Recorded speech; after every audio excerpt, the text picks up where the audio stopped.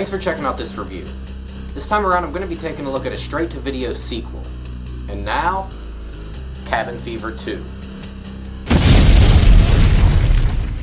In the movie, we find the same flesh-eating virus from the first film, this time in a high school during prom. It's far from the most complex plot ever, but it doesn't really need to be. The movie does take a little while to get going, but once it does, it doesn't let up steam.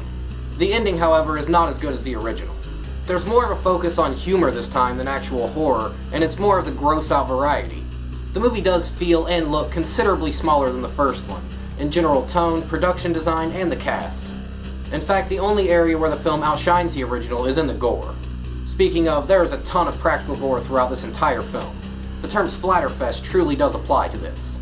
Overall, the actors do a pretty adequate job, but none of them really stand out. There is, however, a lot more of Giuseppe Andrews, and that's always a plus in my book.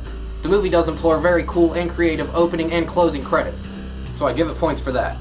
Also, I need to point out that the audio mix was pretty crappy, however this could just be my DVD copy.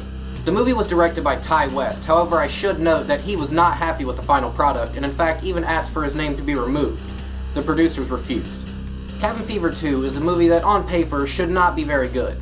However, that's not the case and it turns out to be a lot of fun. There's a ton of gore, a ton of humor, and most of it works pretty well. Go ahead and give it a watch if you haven't.